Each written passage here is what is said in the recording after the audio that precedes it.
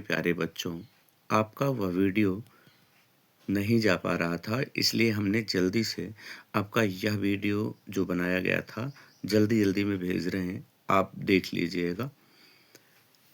ये पहला प्रश्न हो सकता है, खड़ी महाबोली का प्रथम महाकाव्य। दूसरा, आपका नासकेतुपाख्यान के लेखक पूछे जा सकते हैं। नागरी प्रचारणी सभा की स्थापना कब हुई थी? ये आपसे पूछा जा सकता है। चौथे प्रश्न में मध्यकाल को और किस नाम से जाना जाता है?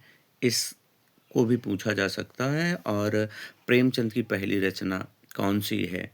तो ये आप देख लीजिएगा। हिंदी साहित्य में आदिकाल की रचना कौन-सी है? लेखक कौन है? ये आप देख लीजिएगा।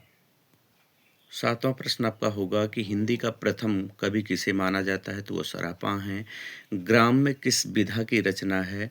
यह कहानी विधा की रचना ग्राम्य है। और 9वां प्रश्न आपका है, सूफी काव्यधारा के कवि हैं। तो सूफी काव्यधारा के ये तीनों कवि हैं। यदि यह प्रश्न आपसे पूछा जाता है तो आपको यह बतानी है। 10वें प्रश्न के रूप में आपसे पूछा जा सकता है, पृथ्वी राजरासो के लेखक कौन हैं? तो ये चंद्र बरदाई हैं। और 11वां प्रश्न आपसे पूछा जा सकता है कि ज्ञानाश्रय शाखा के प्रमुख कवि कौन हैं? तो ये आपके कबीर दास हैं, जो संत काव्यधारा और ज्ञानमार्गी शाखा के दोनों के कवि कहलाते हैं ना। इसके बाद आपके प्रश्न होंगे, आपका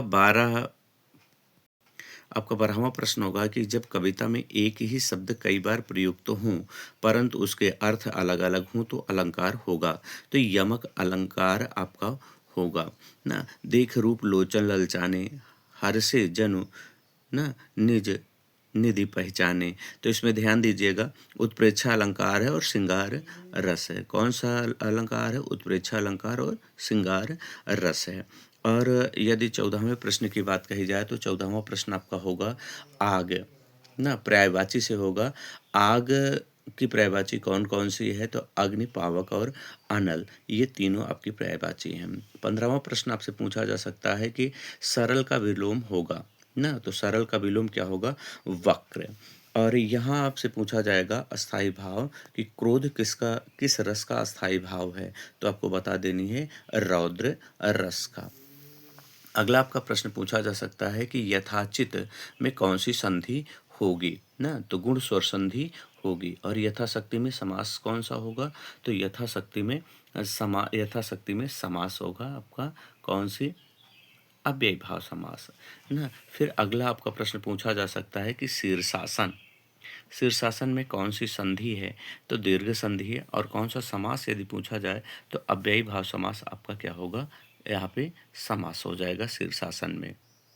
यह आपको कमेंट में बतानी है कि लकीर का फ़कीर होना लोकोक्ति का अर्थ क्या है। और अंतिम है कि कफन कहानी के लेखक कौन हैं? तो ये मुंशी प्रेमचंद्र जी हैं। जीवन परिचय में आपसे पूछा जा सकता है टैगोर, काका कालेलकर, प्रेमचंद और जयशंकर प्रसाद जी के बारे में आपसे पूछा जा सकता है। वहीं कवियों की यदि बात की जाए तो कवियों के बारे में आपसे पूछा जा सकता है सुमन शिव मंगल सिंह सुमन के बारे में, मीराबाई के बारे में, नागार्जुन के बारे में और बच्चन के बारे में ना। इनके बारे में आपसे पूछा जा सकता है, लेकिन सुमन और नागार्जुन के बारे में आपको विशेष रूप से पढ़ के जाना चाहिए। वहीं यदि पत्र के बारे में कहा जाए तो छात्रवृत्ति और शुल्क मुक्ति, 2 पत्र आपसे पूछे जा सकते हैं, छात्रवृत्ति और शुल्क मुक्ति ना। अनुवाद के लिए यदि कहा जाए तो अनुवाद आपसे पूछा जा सकता है कि राम पुस्तक पढ़ता है ना, बालक पुस्तक पढ़ेंगे, ये आपसे पूछे जा सकते हैं। वहीं यदि संस्कृत के प्रश्नों की बात कही जाए तो केन वर्धते पाठ से आप ज़रूर देख लीजिएगा कि असाधुना केन जयेत ना। तो ये बात आप ज़रूर संस्कृत वाले में देख लीजिएगा। कहानी के लिए यदि कहें तो विश्वनाथ का जीवन परिचय तैयार कर लीजिएगा ना। और यदि चैनल पे आप आए हैं तो ये सारी बातें आप जानते ही हैं। मित्रों को शेयर कर लीजिएगा ताकि उन्हें भी सर्वाधिक अंकों की प्राप्ति हो सके।